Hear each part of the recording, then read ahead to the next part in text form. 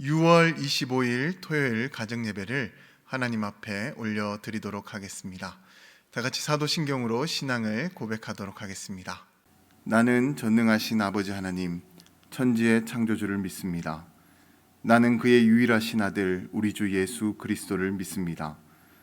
그는 성령으로 잉태되어 동정녀 마리아에게서 나시고 본디오 빌라도에게 고난을 받아 십자가에 못 박혀 죽으시고 장사된 지 사흘 만에 죽은 자 가운데서 다시 살아나셨으며 하늘에 오르시어 전능하신 아버지 하나님 우편에 앉아 계시다가 거기로부터 살아있는 자와 죽은 자를 심판하러 오십니다.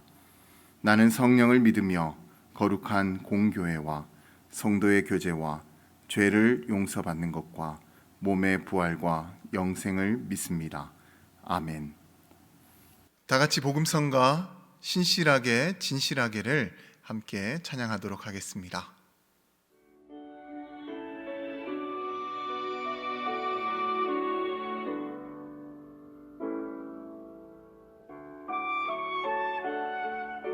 신실하게 진실하게 거룩하게 살게 하소서. 신실하게 진실하게 거룩하게 살게 하소서.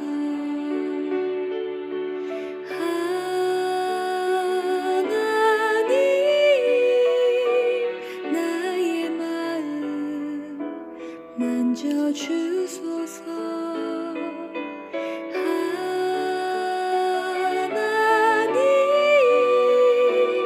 나의 영혼 새롭게 하소서.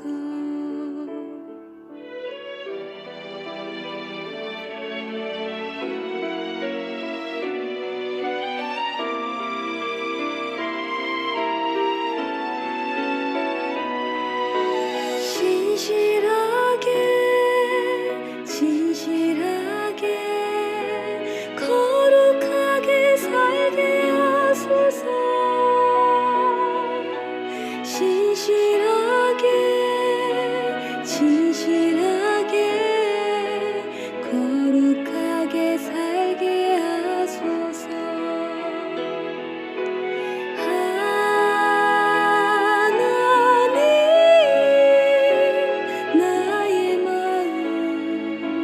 만져주소서. 하나님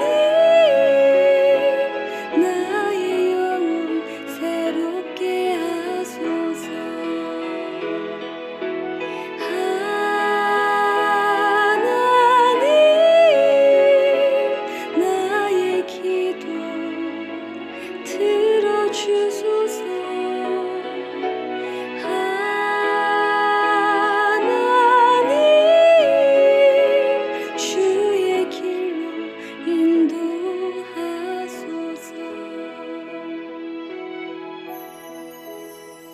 오늘 우리 가정에게 허락하신 하나님의 말씀은 사무엘상 31장 6절의 말씀입니다. 사울과 그의 세 아들과 무기를 든 자와 그의 모든 사람이 다 그날에 함께 죽었더라. 로마 제국의 17대 황제였던 코모두스는 황실 가문에서 현직 황제와 그리고 황후의 적통으로 태어나서 정상적인 제왕 교육을 받고 즉위한 최초의 황제였습니다.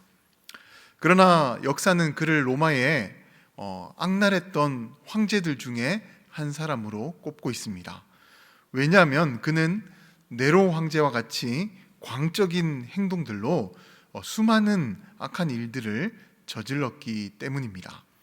하지만 코모두스가 처음 황제로 즉위했을 때에는 참으로 순박한 사람이어서 통치를 잘 했다라고 합니다.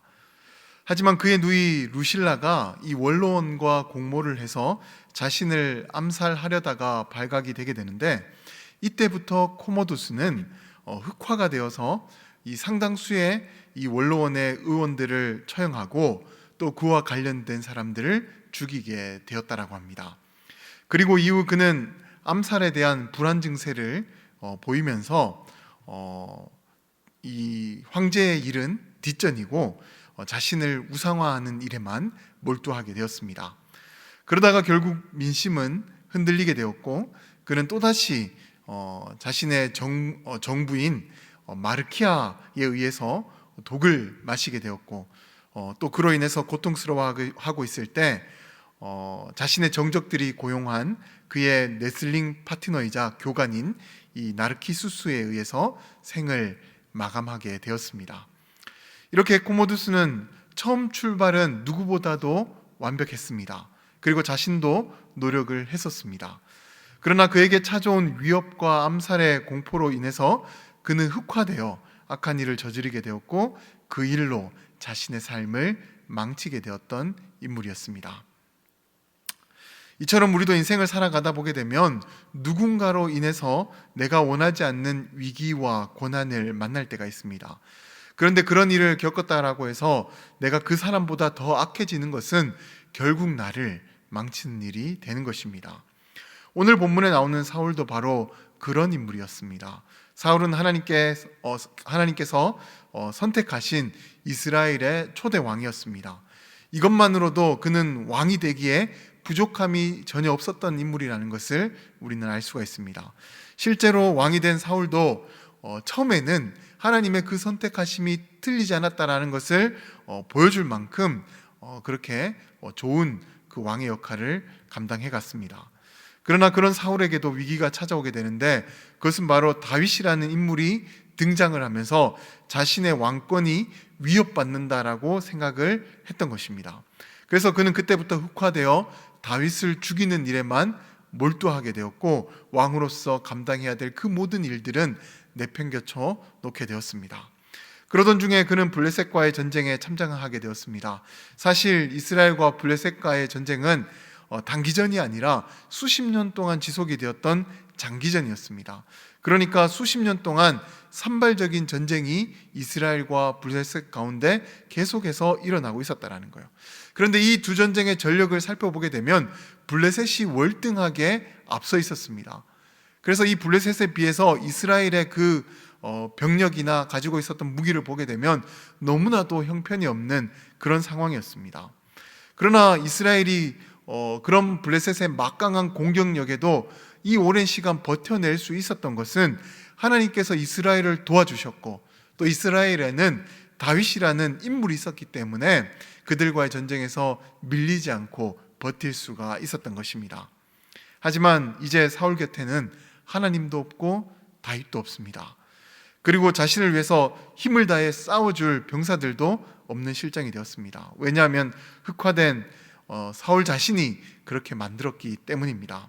그러나 만약 그때 사울이 흑화되지 않고 다윗을 품어주고 또 나라를 잘 다스렸다라고 한다면 오늘과 같은 비참한 최후는 그에게 찾아오지 않았을 것입니다. 우리도 인생을 살다 보면 누군가로 인해서 억울한 일을 당하기도 하고 고난을 당하기도 할 겁니다.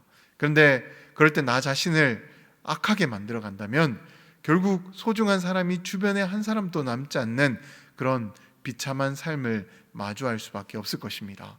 그럴 때는 우리 주님께서 우리 모두를 품어주셨던 것처럼 죄인인 우리를 다 용서해주고 안아주셨던 것처럼 그렇게 넓은 마음으로 안아줄 수 있는 그런 삶의 자세가 되어야 합니다. 그러면 우리의 주변 가운데 악하고 또 하나님께서 기뻐하지 않는 그런 일들이 일어나는 것이 아니라 하나님께서 기뻐하시는 일들이 더해질 것이고 또 하나님께서 보내주신 또 좋은 인물들이 우리 주변 가운데 더해져서 우리의 삶이 복으로 또 하나님 주신 은혜로 풍성하게 되어질 줄로 믿습니다. 아무쪼록 그 믿음으로 늘 어떠한 상황 가운데서도 순전한 그리스도인으로 거듭날 수 있는 우리 모두가 되시기를 주님의 이름으로 간절히 축원드립니다.